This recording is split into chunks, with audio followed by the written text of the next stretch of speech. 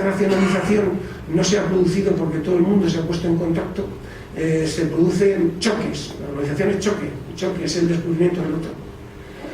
Y luego también se produce el fracaso de dos modelos, de dos apuestas. Por un lado, la apuesta de Fukuyama, la idea de la democracia y la economía de mercado como la base del nuevo mundo, fracasa. Y también fracasa la idea de un terrorismo global. Fracasa por varias razones. La primera de ellas, porque el espacio global no está constituido. El espacio global no está vertebrado. No puede existir una agenda global porque el mundo no se encuentra globalizado. Entonces, el banderín de enganche que supuso un atentado tan vistoso como fue el 11S, a ese atentado no se produjo una escalada ascendente, sino una escalada descendente. Los terroristas perdieron lo que no deben perder. Un terrorista puede perder cualquier cosa excepto una, la iniciativa. Perdieron la iniciativa. Lo cual no quiere decir que pueda producirse un flash nuclear en cualquier momento, pero perdieron la iniciativa. Y la perdieron porque su Islam no es el Islam de todos los musulmanes. Y es un Islam que no hace concesiones. Entonces, claro, frente a las simpatías que en su momento pudo despertar, ya no las despierta. No representa a todos los musulmanes. Pudo ser atrayente, pero no la representa. El mayor número de muertos del terrorismo global son musulmanes. Y el resultado es que con todo lo que pueda aparecer, y la seguridad es un asunto de percepción, la conflictividad mundial se ha reducido.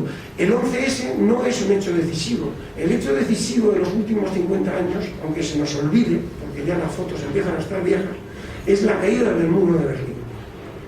Como pueden ver, el 11S no ha alterado la pendiente. Sí, ahora podemos ver que existe un cierto rebrote, sí, pero no ha alterado la pendiente. Y hoy hay un hecho decisivo también, y es que las Fuerzas Armadas de todo el mundo se han reducido, han experimentado un proceso de reducción a partir de 2004. El mundo, a día de hoy, aunque a veces parezca otra cosa, es un mundo más seguro. ¿Cómo son las nuevas guerras? Son guerras de descomposición en el tercer mundo, que cuando los occidentales se implican en ellas, se transforman en asimétricas. Son guerras en que todos los conceptos se difuminan. Ya no se sabe si uno es un criminal, un delincuente, un terrorista o incluso un soldado. La policía sale al exterior y las Fuerzas Armadas van hacia el interior. Uno no se sabe si hay paz o hay guerra. Aparecen palabras nuevas, crean su nuevo mensaje. Aparece el posconflicto. Son guerras en las que aparecen distintos tipos de violencia étnica, guerra, delincuencia. Por eso lo que hablaba Ángel Tristán, las policías militarizadas tienen tantas posibilidades de éxitos, porque para ellas no existe ni un dentro ni un fuera, con lo cual están domesticando las fronteras, ni tampoco existe clasificación criminal, terrorista, soldado, todos al cuartelillo, a justificarse. Y es absolutamente fundamental. Son guerras en que la población es el objeto y objetivo. Es el objeto. Ganar a la población es ganar todas las guerras. ¿Cómo afecta esto a algunas fuerzas armadas? Pues veamos el caso de los Estados Unidos. Estados Unidos se están produciendo unos debates muy interesantes, ¿no? Hay que preparar las guerras del futuro. ¿Podemos olvidarnos de las guerras del pasado? ¿Preparamos todas las guerras? ¿Preparamos solamente las guerras en las que estamos implicados? Lo que está claro es que vamos a estar metidos de una manera o de otra en operaciones de contrainsurgencia. Eso es lo que están diciendo. Y esto pues supone un cambio en el modelo de Fuerzas Armadas. Bueno, es un debate vivo. Y bueno, las últimas declaraciones del jefe del Pentágono en su marcha son bastante curiosas. Estados Unidos no tiene voluntad de introducirse en nuevos conflictos. El caso de Libia ya tienen bastante con lo que tiene, pues es bastante claro que tienen voluntad de no hacerlo. En fin, el mundo es asimétrico porque la guerra es un hecho social, es un hecho cultural. Es distinta a la guerra de un pueblo pastor o a la guerra que hace un pueblo agricultor, porque se hace con instrumentos distintos, porque se hace con culturas distintas, porque se hace con medios distintos. Toffler clasificaba a las sociedades, ¿no?, a lo largo de la historia, en una ola agrícola, identificada por la azada, a partir de la revolución industrial, una ola industrial, y a partir de 1950 una ola de conocimiento, Las guerras, hasta la globalización, se hacían entre países que se situaban dentro de la misma ola, ¿no? Y el elemento decisivo pues era la tecnología. Había que ser el más avanzado tecnológicamente en los países de la tercera ola para ganar todas las guerras que tuvieran lugar en estos países. Pero la globalización le puso en contacto entre ellos, y las guerras se transformaron en asimétrica. Cuando la guerra es una guerra dentro de nuestro mundo, la guerra es un choque de voluntades, la guerra como choque de voluntades, una definición muy de Clausewitz, que se resuelve en el campo de batalla. Cuando la guerra es una guerra que se produce entre dos mundos, además de un choque de voluntades, es un choque de identidades. Y eso el campo de batalla no lo resuelve, a no ser que mates a todos tus enemigos, lo cual es absurdo.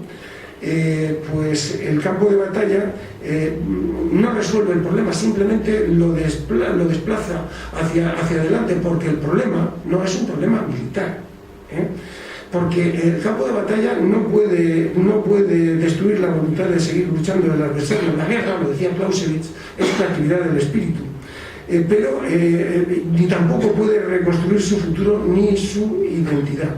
El problema no es militar. El problema de las nuevas guerras no es ganar la guerra. El problema militar de las nuevas guerras está resuelto de antemano. El problema de las nuevas guerras es ganar la paz. Esa es la clave. Entonces, aquí les traigo una reflexión. Todo el mundo, todos compartimos los valores. Todos compartimos valores. Todos tenemos en el mundo los mismos valores. Lo que pasa es que el problema no es ese. El problema es que no todos los tenemos en el mismo orden. Para un occidental, y en el siglo XXI, y no siempre fue así, y esta casa lo recuerda, porque esta casa era la libertad de pensamiento, la ilustración, que es un concepto de libertad de pensamiento, es un concepto ilustrado, y viene aquí, es muy oportuno recordarlo en esta casa. Para un occidental, el primero de los valores a preservar es la libertad, y después todos los demás, con matices entre países, pero básicamente el mismo valor. Para un musulmán, no. Para muchos musulmanes, el primero de los valores a considerar es la justicia.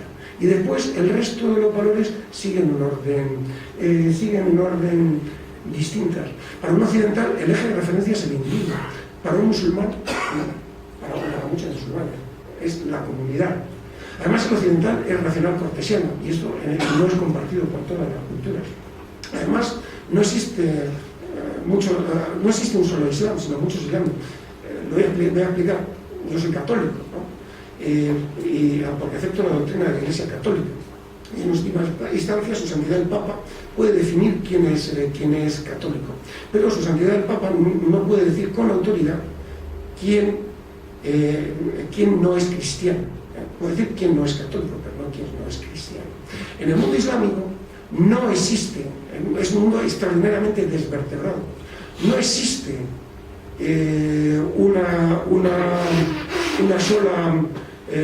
una autoridad común a todos los musulmanes, sino que es la comunidad. Existen muchos islámicos, no existe unidad de doctrina y no existe jerarquía, que es lo que la comunidad vaya decidiendo en cada caso, tantas comunidades, tantos islames.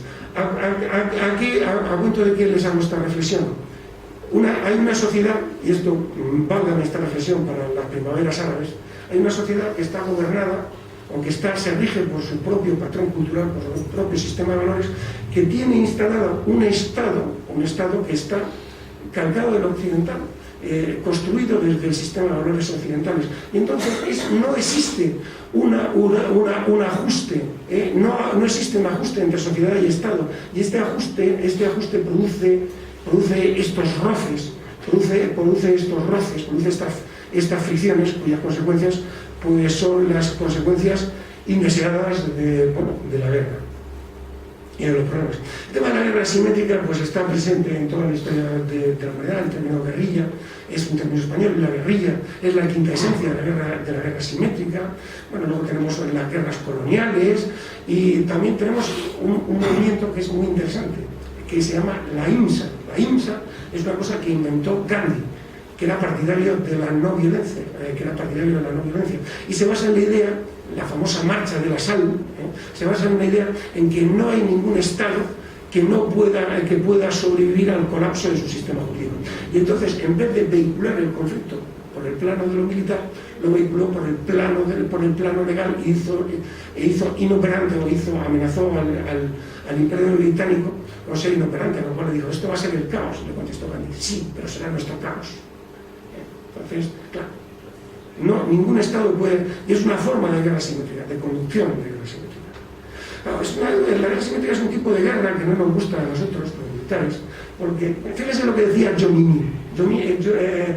Jomini era el gurú del siglo XIX y estuvo a las órdenes de Ney paseando por España en el contexto de la guerra de independencia. Decía: bueno, como soldado que antepone la guerra leal y caballerosa al asesinato organizado, si no quedase más remedio que elegir entre uno y otro, reconozco que mis prejuicios están a favor de aquellos buenos tiempos antiguos en que las guardias francesa e inglesa se invitaban mutuamente a disparar primero, prefiriendo esa espantosa época en que sacerdotes, mujeres y niños tramaban en España el asesinato de soldados en soldados. La guerra no me gusta. Claro, podía plantearse la guerra asimétrica como una guerra como las Malvinas entre argentinos y los británicos, en las guerras del Golfo, pero tampoco, esto sobre la doctrina francesa las llama disimétricas, pero tampoco, existen diferencias de capacidades, pero se acepta el plano de lo militar para dirimir la confrontación y la guerra no emigra a otros planos.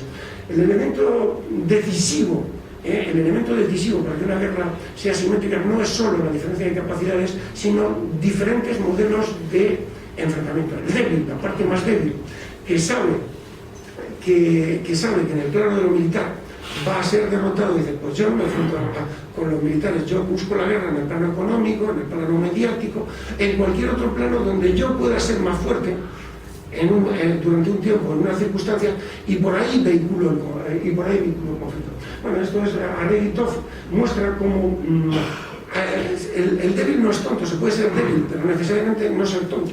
Entonces dice: bueno, David se enfrentó a Goliat porque sabía que de alguna manera podía derrotarle, y utilizó sus armas, utilizó su cultura para poder vencerle.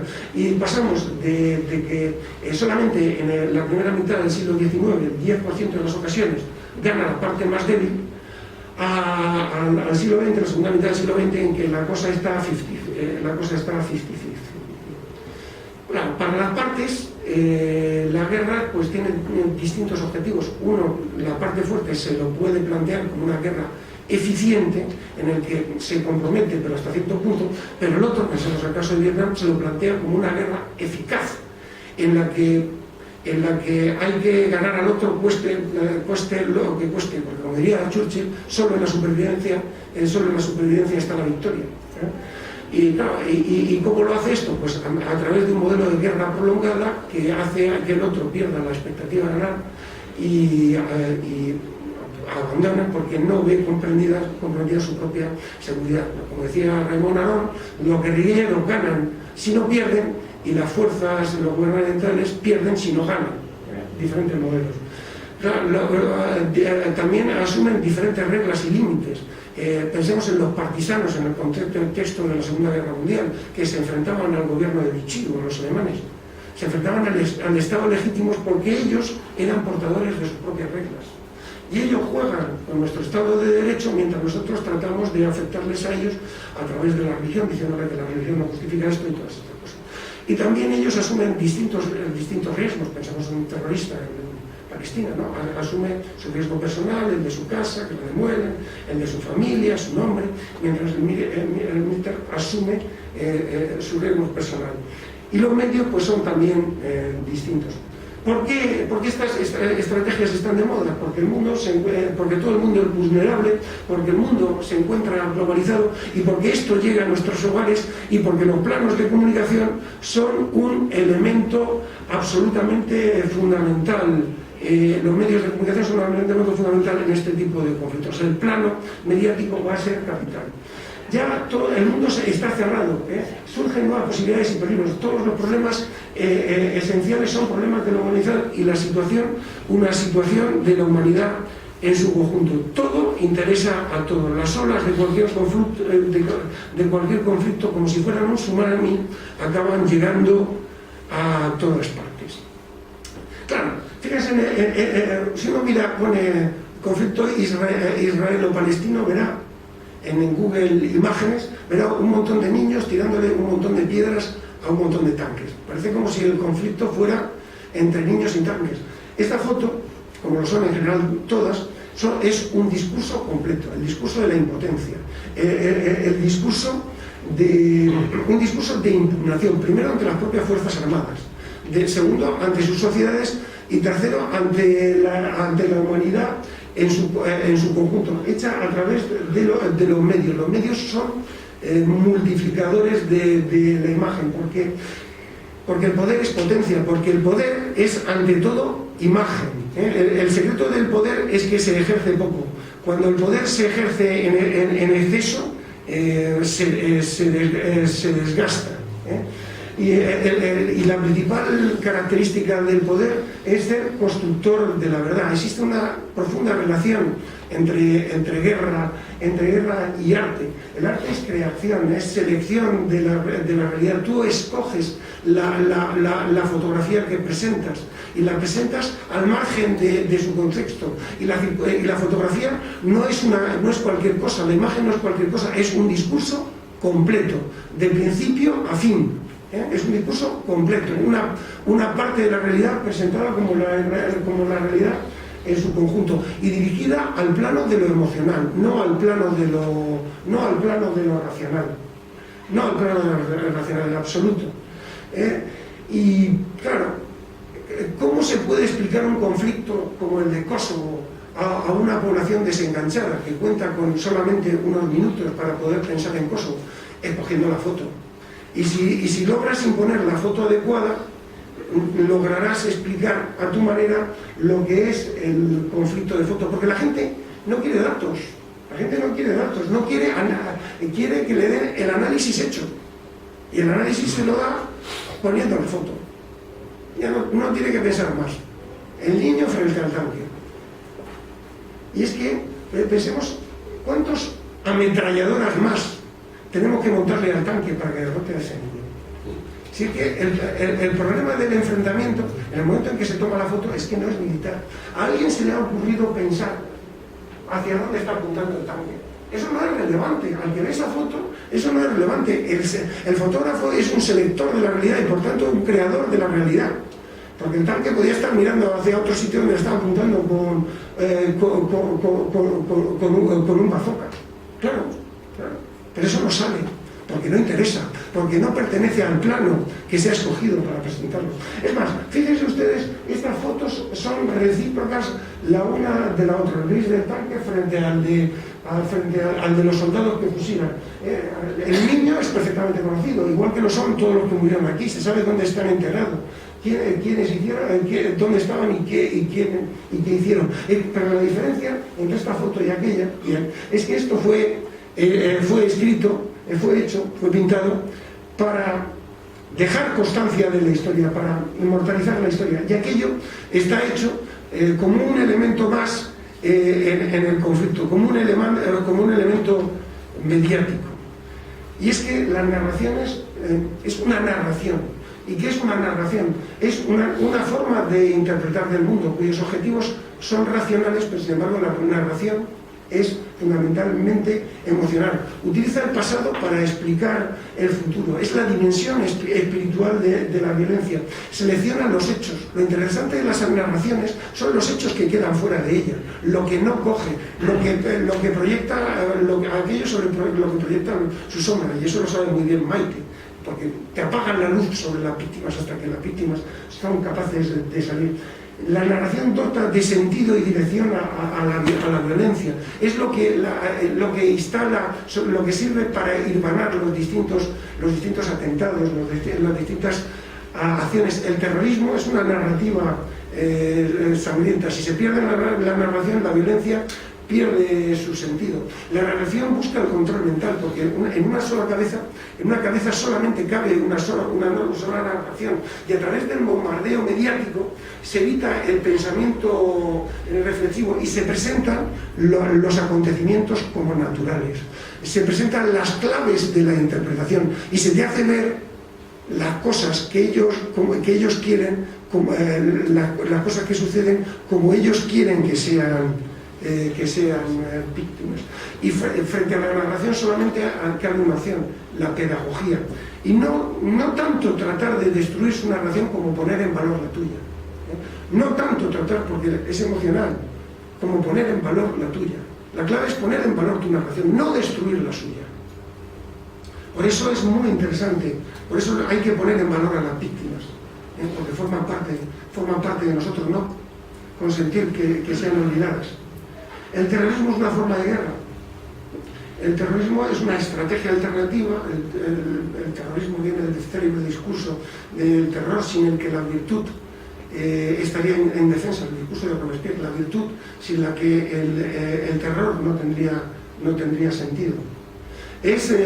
Son acciones tácticas diseñadas para influir a nivel político. Es una estrategia particular, limitada, porque son 150, 200 personas, y 200 personas no pueden ganar, pueden forzar la negociación, e indirecta, porque pretenden conseguir por rebote sus objetivos. No destruye, desacredita, y utiliza la violencia para hacer pedagogía. Es propaganda por el hecho, utiliza la guerra y te va mandando continuamente su mensaje, su atentado, un atentado que persiste. El terrorismo persiste por la persistencia de la imagen. La imagen, 50 muertos en una oscura selva no significa nada. Significa mucho más un muerto bien cogido por las cámaras de televisión y bien repetido. Y con todo eso construye su narración. Esta frase de Clausewitz es muy explicativa. La batalla consiste en sondear las fuerzas morales y físicas por medio de estas últimas. El atentado consiste en sondear las fuerzas morales y físicas por medio de estas últimas. ¿Las fuerzas morales de qué? De tu narración. Las fuerzas morales y físicas de tu narración. ¿Cuán profundo crees tú en lo que estás haciendo? El terrorismo es mutación, se tiene que estar reinventando continuamente a sí mismo para no perder la ofensiva.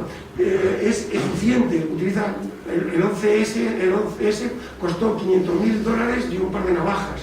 Es inesperado, es original, siempre tiene que buscar un escollo por donde meterse. Su discurso, desde la perspectiva de la comunicación política, es un discurso muy eficaz, porque es un discurso sencillo, simple, que sabe llegar, y plantea actos de impacto para explicar un problema, y sus propuestas son propuestas siempre son propuestas inconcretas y hechas siempre en clave de futuro, y eso lo van hilvanando continuamente a la narración que va siguiendo a sus atentados, y siempre suele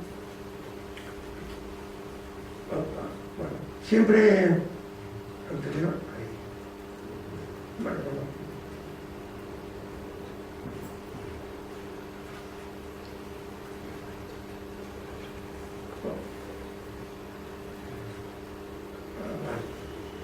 pues, y siempre va asociado y diferenciado a un partido político. Venus era amante de Marte, pero solamente a Marte, no estaba casada con Marte. Entonces es Marte el que hace el daño, y Venus la que se presenta como reparadora. El discurso de Marte y Venus como poli bueno, poli malo, siempre ha sido muy útil. Un conquistador es siempre un amigo de la paz. Un conquistador es una persona que se sitúa en un monte y dice: esto es mío. Y a continuación dice, quien venga aquí me está atacando. Y se sitúa a la defensiva. Ya lo decía Clausewitz, la defensiva es mucho más fuerte que la ofensiva. Yo no ataco, me atacan a mí porque yo estoy en este monte. Algún iluminado en 1939 propuso a Hitler como para el premio Nobel. Afortunadamente no se lo dieron, pero lo propuso. Y su estrategia de provocación pretende la denuncia y el cambio de roles. Este es un claro ejemplo de ellos. Sus actuaciones tratan de la conmoción, porque la conmoción es la manera que tienen de comunicar con la gente. Para eso buscan un espacio de máxima audiencia, las 9 horas en la costa este, las 3 de la tarde aquí, las 9 en la otra costa, un prime time, diseñado por un publicista, un símbolo representativo del mensaje a enviar. En árabe, la torre, el rascacielos se dice embistecielos. El acto de desmochar, de decapitar, es un mensaje muy representativo. Y una dramatización exacerbada, de hecho, de manera que la persistencia, que las imágenes queden grabadas y con ello su discurso en el imaginario, que al principio te puede chocar y luego te planteas, tendrás razón. Es demasiado cruel como para que no tengas razón. Lo que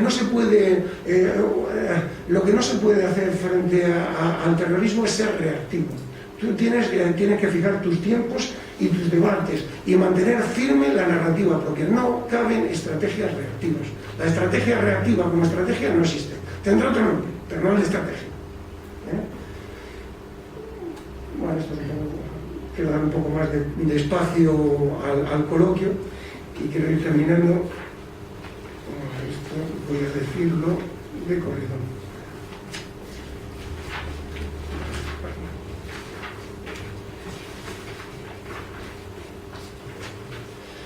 La palabra paz tiene la misma raíz que la palabra pacto. De hecho, que el fin de la guerra sea la paz encarna una contradicción dialéctica insuperable siempre que no se aniquile al enemigo, lo cual a su vez supone, al menos en el siglo XXI, una contradicción ética igualmente insuperable. La paz es una solución de compromiso que se encuentra permanente y por definición en un estado precario que solo el tiempo permite consolidar. Reconstruir la multitud de planos afectados por la conmoción del conflicto requiere de un periodo de tránsito y de buena voluntad. La sustitución de la victoria por la paz. ¿Cuál es el fin del político? La paz. ¿Cuál es el fin del militar? La victoria. Eso a nivel político, a nivel estratégico, a nivel operacional, la victoria en un teatro de operaciones, a nivel táctico, la victoria en una acción, ¿no? La sustitución de la victoria por la paz se convierte en prueba de la pérdida de autonomía de la guerra. La guerra, en cuanto deja de ser independiente y en su nivel de abstracción más alto, hace que sea complementaria y no opuesta a la paz, en la que se aúna fin y medio. Por ello, una auténtica paz pasa por la superación de las narrativas. Las narraciones son claves, es lo único que el tiempo deja de los conflictos. Su congruencia y repetición las convierte en parte del espíritu del mundo, en la única prueba admisible en una historia universal elegida en tribunal de la historia. No son un hecho neutral, ni siquiera un hecho objetivo. El pasado se imparta. De facto, una paz auténtica solo es posible desde la superación de las narraciones que han servido al impulso belicoso. Mantenerlas vivas es mantener las ascuas y permitir que el tiempo vaya depositando sobre ellas ingentes cantidades de material fungible. La sangrienta guerra mundial tuvo lugar por la pervivencia de las narraciones tras la primera. Es más, la clave de las nuevas guerras paradójicamente no está en ganar la guerra, se ha dicho, el problema militar está resuelto de antemano, si Occidente se implica junto, sino en ganar la paz. Esto equivale a liquidar las narraciones, lo que sobre todo en el caso del terrorismo, el terrorismo se ha dicho es fundamentalmente narrativa, es imperativo. No solo es preciso el fin de la violencia, sino la deslegitimación de las prácticas, de los que la practican, de modo que la narrativa resulte inválida y no pueda ser objeto de futuras reinterpretaciones. El discurso de las partes no puede ser equiparado porque eso deja de sobrevivir las ascuas. Es un riesgo inaceptable. No